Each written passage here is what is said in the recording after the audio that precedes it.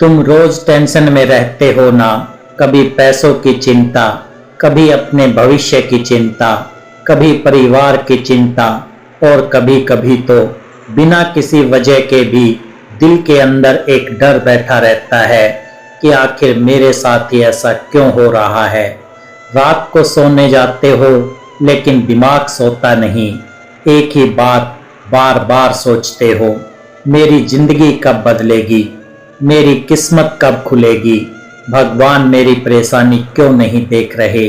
लेकिन आज इस वीडियो को बिल्कुल आखिरी तक सुनना, क्योंकि हो सकता है जिस सवाल का जवाब तुम महीनों से ढूंढ रहे हो उसका जवाब श्री कृष्ण तुम्हें आज देने वाले हों। और अगर इस समय तुम्हारी जिंदगी में कोई ऐसी परेशानी चल रही है जिसका समाधान तुम्हें दिखाई नहीं दे रहा, तो इस कहानी को संयोग समझकर मत छोड़ना।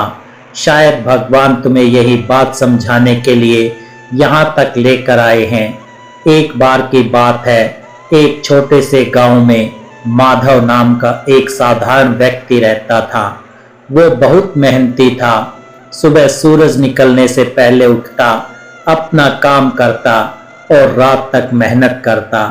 लेकिन उसकी जिंदगी में परेशानियां खत्म होने का नाम ही नहीं ले रही थी। कभी व्यापार में नुकसान हो जाता, कभी घर में कोई समस्या आ जाती, कभी किसी अपने से धोखा मिल जाता।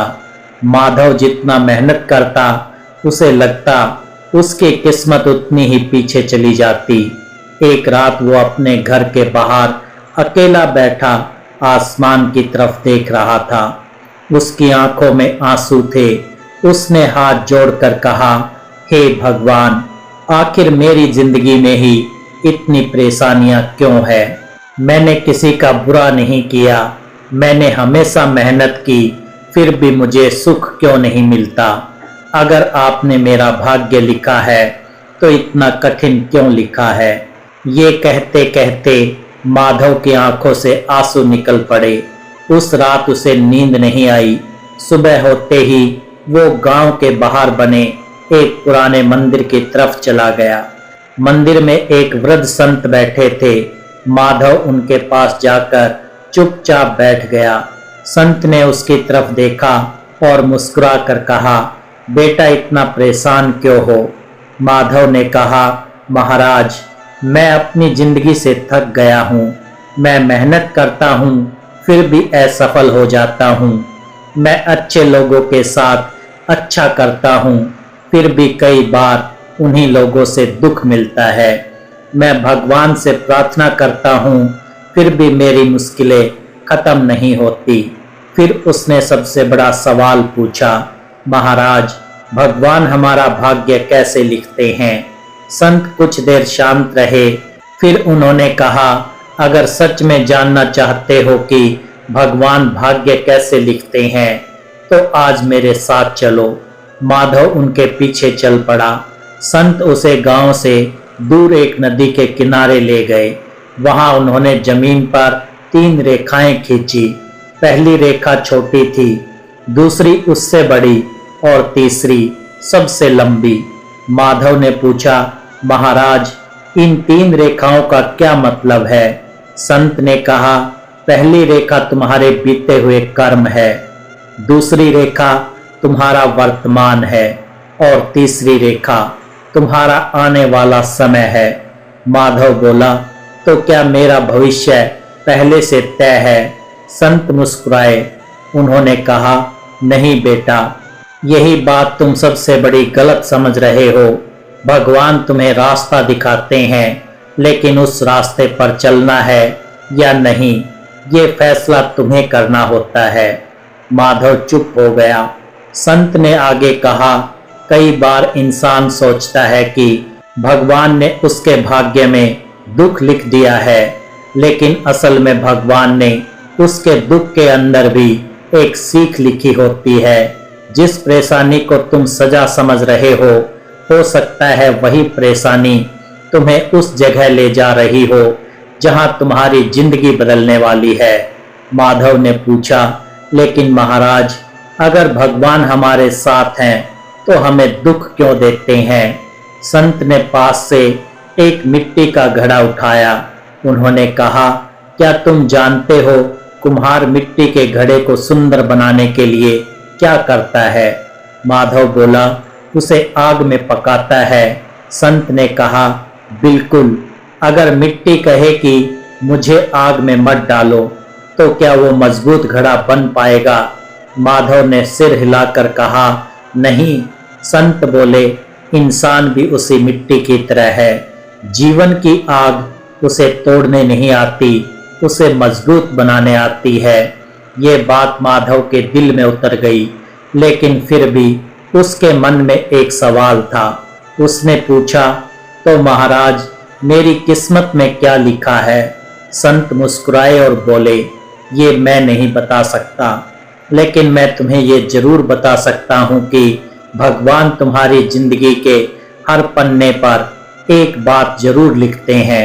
माधव ने उत्सुकता से पूछा, वो क्या? संत बोले, अभी कहानी खत्म नहीं हुई है। माधव उन्हें देखने लगा। संत ने कहा, तुम्हें आज जो दुख दिखाई दे रहा है वो तुम्हारी पूरी कहानी नहीं है।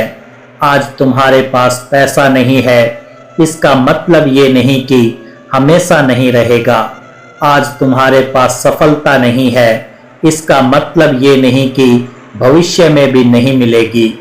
आज कोई तुम्हें छोड़कर चला गया, इसका मतलब ये नहीं कि तुम्हारी जिंदगी हमेशा अकेली रहेगी। फिर संत ने उसकी आंखों में देखते हुए कहा, भगवान जब एक दरवाजा बंद करते हैं तो अक्सर इंसान उस दरवाजे को ही देखता रहता है और ये भूल जाता है कि भगवान ने उसके लिए कोई दूसरा दरवाजा खोला है। माधव की आंखों में फिर आंसू आ गए, लेकिन इस बार वो आंसू दुख के नहीं थे, वो समझ आने के आंसू थे। दोस्तों, शायद तुम्हारी जिंदगी में भी आज कुछ ऐसा ही हो रहा है। तुम किसी एक चीज के लिए बहुत परेशान हो। शायद नौकरी नहीं मिल रही, शायद पैसे की परेशानी है, शायद घर में कोई समस्या है, शायद किसी अपने ने तुम्हारा दिल तोड़ा है, शायद तुम्हें लगता है कि तुम्हारी किस्मत दूसरों से खराब है। लेकिन एक बात याद रखना, भगवान किसी की कहानी अधूरी नहीं छोड़ते। हम इंसान केवल एक पन्ना देखते हैं, भगवान पूरी किताब देखते हैं। तुम्हें आज जो अध्याय बुरा लग रहा है, हो सकता है वही अध्याय तुम्हारी सबसे खूबसूरत शुरुआत हो। एक दिन माधव फिर उसी संत के पास गया। उसने कहा, महाराज, मैंने आपकी बात मान ली।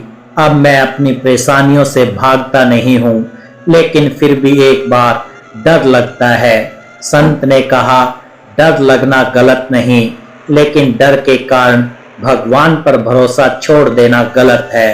फिर उन्होंने श्री कृष्ण की एक सुंदर सीख समझाई, कर्म करते रहो और परिणाम की चिंता भगवान पर छोड़ दो। माधव ने उस दिन से अपना काम पहले से भी ज्यादा ईमानदारी से करना शुरू कर दिया। वो हर सुबह उठकर कहता, हे भगवान, आज जो मेरे हाथ में है मैं पूरी ईमानदारी से करूंगा, जो मेरे हाथ में नहीं है उसे मैं आपके ऊपर छोड़ता हूँ। धीरे धीरे उसकी जिंदगी बदलने लगी। समस्या एक दिन में खत्म नहीं हुई, लेकिन माधव बदल गया। पहले समस्या आती थी तो वो टूट जाता था, अब समस्या आती है तो वो कहता है, शायद इसमें भी भगवान की कोई सीख है।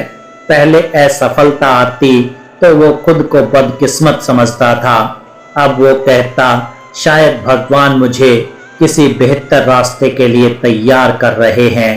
और यही उसकी जिंदगी का सबसे बड़ा बदलाव था। कुछ समय बाद माधव का काम चल पड़ा। जिस व्यक्ति ने कभी उसे छोटा समझकर उसका मजाक उड़ाया था, वही एक दिन उसकी सफलता देखकर हैरान रह गया।